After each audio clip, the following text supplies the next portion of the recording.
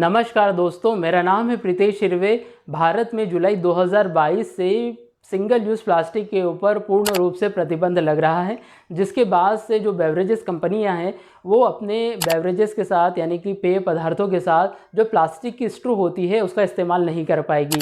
साथ ही आप भी नारियल पानी और जूस जैसी चीज़ें हैं वो प्लास्टिक के स्ट्रॉ से नहीं पी पाएंगे। तो सरकार ने सिंगल यूज़ प्लास्टिक के ऊपर पूर्ण रूप से बैन लगा दिया है और इसके बाद अमूल, डाबर और कोको कोला, पेप्सिको जैसी जो कंपनियां हैं वो लगातार सरकार के ऊपर अपने फैसले को बदलने के लिए प्रेशर बना रही है। तो आज इस वीडियो में हम जानेंगे कि सिंगल यूज़ प्लास्टिक क्या होता है, ये क्यों इतना ज़्यादा ख़तरनाक है, सरकार क्यों इसके ऊपर रोक लगाना चाहती है और क्यों अमूल, डाबर और कोको कोला जैसी जो बड़ी बड़ी कंपनियां हैं वो सरकार पर लगातार दबाव बना रही है अपने फैसले को बदलने के लिए। एक छोटी सी अपेक्षा आज आपसे सामने रखना चाहता हूं। इस 2 अक्टूबर को हम भारत को सिंगल यूज प्लास्टिक, क्या इससे देश को मुक्ति दिला सकते हैं? हम निकल पड़े, टोलियां बना करके निकल पड़े, स्कूल, कॉलेज, हम सब पूज्य बापू को याद करते हुए, और घर में प्लास्टिक हो, सिंगल यूज प्लास्टिक या बाहर चौराहे पर पड़ा हो, गंदी ना, सब इकट्ठा करें। नगर पालिकाएं, महानगर पालिकाएं, ग्राम पंचायत सब इसको जमा करने की व्यवस्था करें और हम प्लास्टिक को विदाई देने की दिशा में 2 अक्टूबर को एक पहला मजबूत कदम उठा सकते हैं क्या? आइए मेरे देशवासियों, हम इसको आगे बढ़ाएं।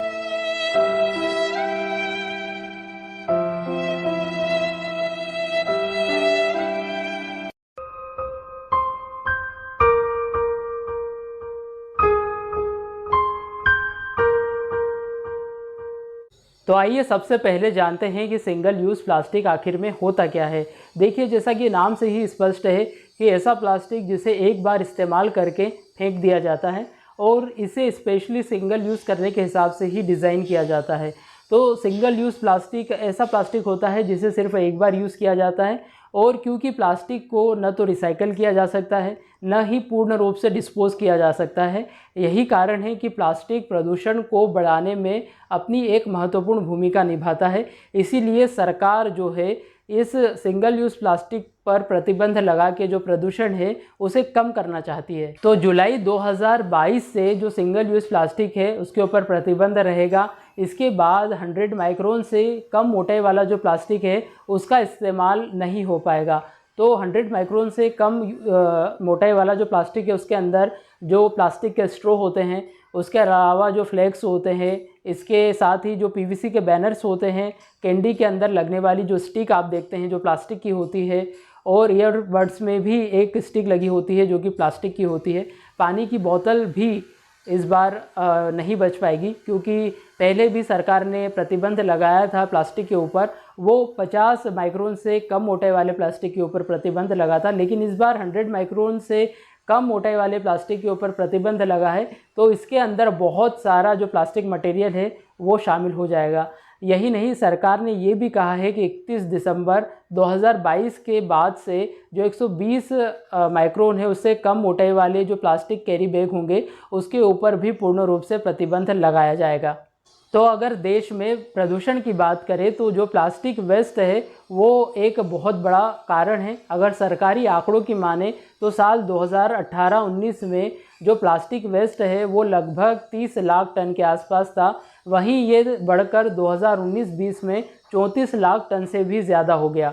तो जो प्लास्टिक वेस्ट है इतनी बड़ी संख्या में प्रोड्यूस हो रहा है, इसी के कारण जो प्रदूषण है वो लगातार बढ़ते जा रहा है। तो प्लास्टिक को पूर्ण रूप से डिकम्पोज भी नहीं किया जा सकता है, न ही इसे रिसाइकल किया जा सकता है और ना ही इसे जलाया जा सकता है, क्योंकि प्लास्टिक को जलाने से बहुत सारी जहरीली गैसेस निकलती है जो एनवायरनमेंट के लिए बहुत ज़्यादा ख़तरनाक होती है। तो इसीलिए प्लास्टिक जो है उसके लिए सिर्फ एक ही ऑप्शन बचता है, वो है स्टोरेज का, और इतनी बड़ी संख्या में जो प्लास्टिक है उसे स्टोर नहीं किया जा सकता है।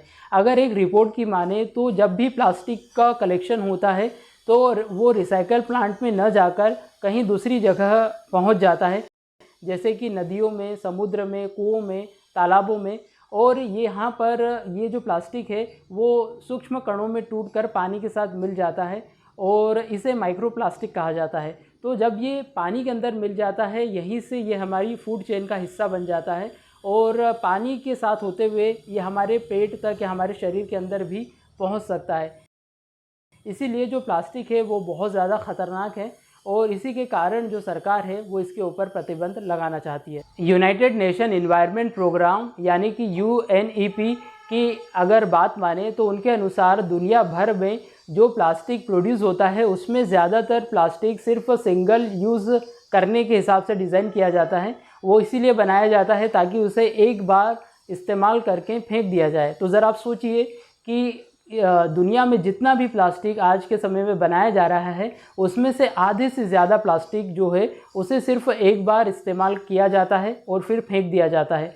तो इसी के कारण दुनिया भर में हर साल 30 करोड़ टन से भी ज़्यादा जो प्लास्टिक कचरा है वो उत्पन्न होता है। और साल 1950 के दशक में प्लास्टिक की शुरुआत हुई थी और तब से लेकर अब तक 8 अरब मैट्रिक टन से भी ज़्यादा प्लास्टिक का उत्पादन जो है वो हो चुका है।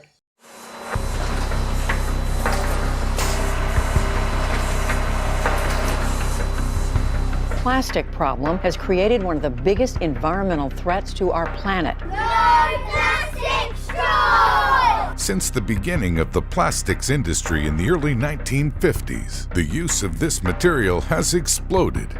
We call it Plastics Town, USA. The table is set with polyethylene products too. Around 8.3 billion tons of plastic have been created by humans since then. पर्यावरण मंत्रालय और think tank energy and resources institute की एक fact sheet की अगर हम बात माने तो देश में जितना भी प्लास्टिक प्रोड्यूस होता है उसमें से 43% प्लास्टिक का इस्तेमाल पैकेजिंग के रूप में किया जाता है, यानी कि जो वस्तुएं होती हैं उनको पैक करने के लिए किया जाता है। और यही कारण है कि जो सरकार है वो पैकेजिंग मटेरियल है जो प्लास्टिक होता है उसे भी बैन करने जा रही है, क्योंकि ये भी सिंगल यूज़ प्लास्टिक की कैटेगरी के अंदर ही आता है। तो पैकेजिंग के लिए भी बहुत सारा जो प्लास्टिक है उसका इस्तेमाल होता है। हम बिस्किट के जो पैकेट्स लेते हैं वो भी जो प्लास्टिक है वो भी सिंगल यूज़ प्लास्टिक होता है। इसके अलावा जो सिगरेट के ऊपर जो प्लास्टिक का कवर चढ़ा हुआ आता था वो भी अब पूर्ण रूप से बंद हो जाएगा। मिठाई के डब्बों के ऊपर जो प्लास्टिक का कवर होता था वो भी हट जाएगा। इनविटेशन कार्ड जो है वो भी प्लास्टिक के रैपर में पैक होकर आते थे, तो उसके ऊपर से भी जो प्लास्टिक है आपको अब देखने को नहीं मिलेगा। ये सारा जो मटेरियल है ये पैकेजिंग मटेरियल होता है और ये सिंगल यूज़ प्लास्टिक के अंतर्गत आता है। तो जो फैक्ट शीट है उसके अनुसार लगभग 43% प्लास्टिक जो प्रोड्यूस किया जाता है उसका 43% सिर्फ पैकेजिंग के लिए इस्तेमाल में लाया जाता है।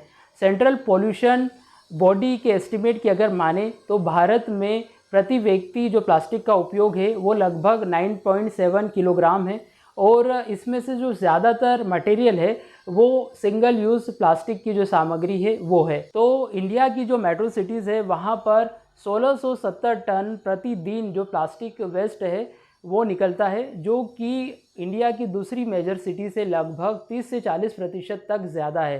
तो मेट्रो सिटीज़ में जो प्लास्टिक का कचरा है वो बड़ी संख्या में उत्पन्न किया जाता है और हम जब भी मेट्रो सिटीज़ में जाते हैं तो हमें आम तौर पर वहाँ पर ज़्यादा गंदगी दिखाई देती है। अगर आप कंपेयर करेंगे दिल्ली मुंबई को दूसरे इंडिया के दूसरे बड़े शहरों से, बेंगलुरु और अहमदाबाद इंदौर जैसे शहरों से, तो शायद जो मुंबई और दिल्ली जैसे शहर है वहाँ पर आपको ज़्यादा गंदगी देखने को मिलेगी और ज़्यादा कचरा भी देखने को मिलेगा।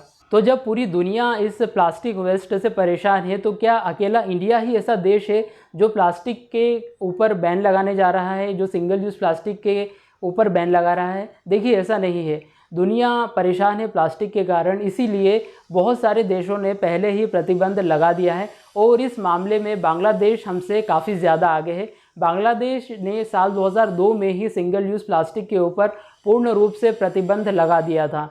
तो आप ज़रा सोच कर देखिए कि बांग्लादेश ने कहा आज से 20 साल पहले सिंगल यूज़ प्लास्टिक के ऊपर बैन लगाया था और कहा हम 20 साल बाद ये स्टेप उठा रहे हैं। खैर, इसके अलावा ताइवान ने भी 2019 में प्लास्टिक के कप और जो कैरी बैग, पॉलीथीन्स और जो प्लेट्स होती हैं और जो दूसरा मटेरियल होता है प्लास्टिक का उसके ऊपर बैन लगाया था। इसके अलावा दक्षिण कोरिया के सुपरमार्केट में भी जो प्लास्टिक के कैरी बैग है उनका इस्तेमाल पूरी तरह से प्रतिबंधित है। अगर वहाँ पर कोई प्लास्टिक के बैग का इस्तेमाल करता हुआ पाया जाता है सुपरमार्केट में तो उसके ऊपर 2 लाख रुपए से ज़्यादा का जुर्माना लग सकता है। इसके अलावा केन्या, कनाडा, फ्रांस, यूके और न्यूजीलैंड और यूएसए जैसे देशों ने भी सिंगल यूज़ प्लास्टिक के ऊपर कुछ शर्तों के साथ प्रतिबंध लगा रखा है। तो जब प्लास्टिक इतना ज़्यादा ख़तरनाक है, ऐसी स्थिति में अमूल और पार्ले जैसी बड़ी बड़ी जो कंपनियां हैं वो सरकार के इस फैसले का विरोध क्यों कर रही है। देखिए, इन कंपनियों की भी अपनी कुछ मजबूरियां हैं। अमूल जैसी बड़ी जो कंपनी है उसको हर दिन लगभग 10 से 12 लाख प्लास्टिक के स्ट्रोज की ज़रूरत होती है और ये बहुत सारी जो पेय पदार्थ हैं उनका निर्माण करती है। ऐसे ही पार्ले को भी 10 से 12 लाख स्ट्रो की रोज़ाना ज़रूरत होती है। तो पार्ले जो कंपनी है वो इंडिया में फ्रूटी और एप्पी की जैसे जो प्रोडक्ट्स हैं उनको ऑन करती है और इस तरह के जो प्रोडक्ट्स हैं उनका निर्माण करती है। तो इन कंपनियों को रोज़ाना लाखों स्ट्रोज की ज़रूरत होती है और आज के समय में मार्केट में जो प्लास्टिक के स्ट्रोज हैं वही अवेलेबल है। सरकार चाहती है कि जो ये कंपनियां हैं वो प्लास्टिक के स्ट्रो का इस्तेमाल करना बंद करे और इसके अलावा कोई दूसरा जो अल्टरनेटिव है इनका, यानी कि जो पेपर के स्ट्रो होती है या बांस की जो स्ट्रो बनाई जाती है उनका इस्तेमाल किया जाए। इन कंपनियों का कहना है कि ये सरकार की बात मानने को तैयार है, लेकिन मार्केट में जो इंडस्ट्रीज़ है यानी कि जो मैन्युफैक्चरर्स हैं उनके पास इतनी कैपेसिटी ही नहीं है कि वो इन कंपनियों की जो डिमांड है उनको पूरा कर सके और बहुत बड़ी संख्या में जो स्ट्रो है वो मार्केट में अवेलेबल नहीं है। यानी कि कंपनियां बड़ी मात्रा में स्ट्रो को ख़रीदना चाहती है। सबसे बड़ा कारण ये भी है कि ये जो स्ट्रो है, जो पेपर वाले स्ट्रो होते हैं वो जो प्लास्टिक के स्ट्रो हैं उनसे 5 से 7 गुना महंगे हैं। उसके बावजूद भी जो कंपनियां हैं वो ख़रीदने को तैयार है अगर ये मार्केट में उपलब्ध हो।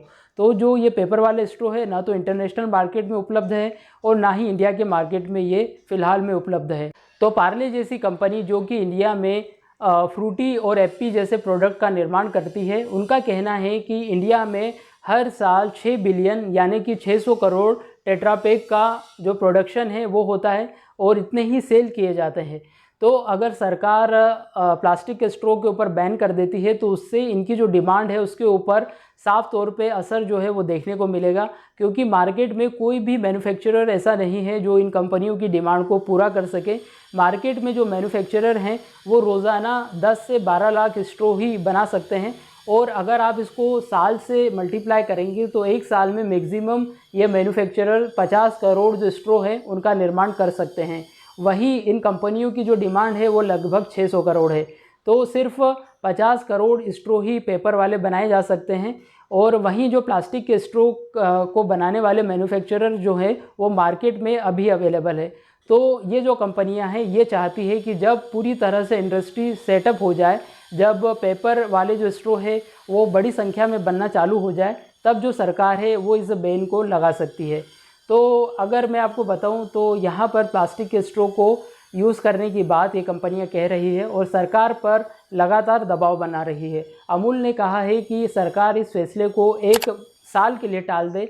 वहीं जो पार्ले जैसी कंपनियां हैं, पार्ले एग्रो जैसी कंपनियां जो कि इंडिया में फ्रूटी और एप्पी फिज़ जैसी जो प्रोडक्ट है वो बनाती है, उनका कहना है कि सरकार इस फैसले को 6 महीने के लिए टाल दे। तो मार्केट में जो पेपर के स्ट्रो हैं उनकी बहुत बड़ी संख्या में कमी है, क्योंकि बहुत सारी कंपनियां आज के समय में जो प्लास्टिक के स्ट्रो हैं उनका ही इस्तेमाल लगातार करती आई है और पेपर के जो स्ट्रो हैं उनकी डिमांड कम इसलिए भी होती है क्योंकि ये प्लास्टिक के स्ट्रो की तुलना में काफ़ी ज़्यादा महंगे होते हैं। जो टेट्रापैक्स होते हैं जो कि 15 से 20 रुपए की कीमत में बेच दिए जाते हैं, उसके साथ इस कीमत के साथ जो कंपनी है कुछ खास कस्टमर्स को टारगेट करती है जो कि इस रेंज के जो प्रोडक्ट्स हैं उन्हें लेना पसंद करते हैं। तो कंपनी के लिए भी ये काफ़ी ज़्यादा चैलेंजिंग होगा कि बिना अपने प्रोडक्ट की प्राइस बढ़ाए ये जो प्रोडक्ट हैं वो उसी रेंज में सेल कर पाएँ, वो भी तब जब जो कि पेपर स्ट्रो है उनकी जो कीमत है वो मार्केट में 5 से 7 गुना ज़्यादा महंगी है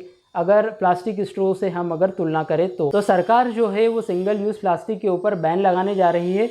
ऐसे में आपको इनके जो विकल्प है उनके बारे में भी जान लेना चाहिए। देखिए, सिंगल यूज़ प्लास्टिक के बहुत सारे विकल्प हैं और ये डिपेंड करता है कि आप किस चीज़ का इस्तेमाल करना चाहते हैं। यानी कि हर वस्तु के लिए अलग अलग विकल्प आपको नज़र आएंगे। जैसे कि अगर आप प्लास्टिक के ग्लास यूज़ करते हैं तो उसकी जगह आप कुल्हड़ यूज़ कर सकते हैं, या मिट्टी से बने हुए जो ग्लास होते हैं उनका इस्तेमाल कर सकते हैं। आइसक्रीम में जो स्टिक लगी होती है वो प्लास्टिक की होती है, उसकी जगह पर जो मैन्युफैक्चरर होते हैं वो बांस की जो स्टिक है उसका इस्तेमाल कर सकते हैं। अगर आप पॉलीथीन बैग लेते हैं या अपने साथ लेकर जाते हैं तो उसकी जगह पर आप कपड़ों से बने हुए जो बैग हैं उनका इस्तेमाल कर सकते हैं। साथ ही जो झंडे होते हैं, जो फ्लैग्स होते हैं, वो प्लास्टिक के न बनाकर उन्हें कपड़ों से डिज़ाइन किया जा सकता है। तो अल्टरनेटिव तो मौजूद हैं, और जब लोगों को इसकी आदत हो जाएगी इन सब चीज़ों की, तो वो जो सिंगल यूज़ प्लास्टिक का जो इस्तेमाल है वो भी करना छोड़ देंगे। देखिए, आज के समय में ये हमारी आदत बन गई है कि जब भी हम सामान लेने जाते हैं तो हम सोचते हैं कि ये शॉपकीपर का फ़र्ज़ बनता है, ये उसकी ज़िम्मेदारी है कि वो हमें जो हम सामान उसकी दुकान से ख़रीद रहे हैं उसको ले जाने के लिए हमारी व्यवस्था करे, यानी कि हमें कैरी बैग ला कर दे, और वो भी फ्री ऑफ कॉस्ट। तो पहले ऐसा हो पाता था क्योंकि जो पॉलीथीन्स के जो बैग होते थे, जो कैरी बैग्स होते थे, वो काफ़ी ज़्यादा सस्ते होते थे, इसीलिए ये जो शॉपकीपर है वो फ्री में देते थे। लेकिन अब अगर आप थोड़े समय बाद जब दुकानदारों के पास जाएंगे तो शायद आपको उनके पास से फ्री में ये कैरी बैग ना मिले, और आपको भी ये जो फ्री वाली आदत है इसको बदल देना चाहिए। अगर आप सोचते हैं कि उसकी ही जिम्मेदारी है तो ये बिल्कुल गलत है, क्योंकि जब भी आप बड़े बड़े बाज़ारों में जाते हैं, जैसे कि बिग बाज़ार हो गया, फिर मोर मेगा स्टोर हो गए, ऐसी जो बड़ी बड़ी जो सुपर मार्केट्स होती है, वहाँ पर आप देखेंगे कि वहाँ पर लोग 20 से 25 से 30 रुपए तक पे करने के लिए तैयार है कैरी बैग के। वहीं पर जब ये लोग जब छोटी दुकानों पे आते हैं तो वहाँ पर शॉपकीपर को कैरी बैग के लिए 5 रुपये का जो भुगतान है वो भी करने के लिए काफ़ी ज़्यादा जो डिस्कशन है वो करते हैं। तो आपको बिल्कुल ये फ्री माइंडसेट वाला जो माइंडसेट है वो हटाना होगा। जिन लोगों को भी ये आदत बन गई है कि वो ये सोचते हैं कि वो मार्केट में जाए और फ्री में ही कैरी बैग उन्हें मिले, तो अब शायद ये आगे से पॉसिबल नहीं होने वाला है। अगर इन्वायरमेंट एक्सपर्ट्स की माने तो इन्वायरमेंट एक्सपर्ट्स का मानना है कि प्लास्टिक बैन तभी सफल होगा जब इसमें लोग जो है वो बढ़ चढ़ कर हिस्सा ले, लोग जागरूक हों इसके लिए, और पूरी तरह से प्रतिबद्ध वो भी हों कि वो भी अब जो प्लास्टिक का इस्तेमाल है वो अपने जीवन में नहीं करेंगे।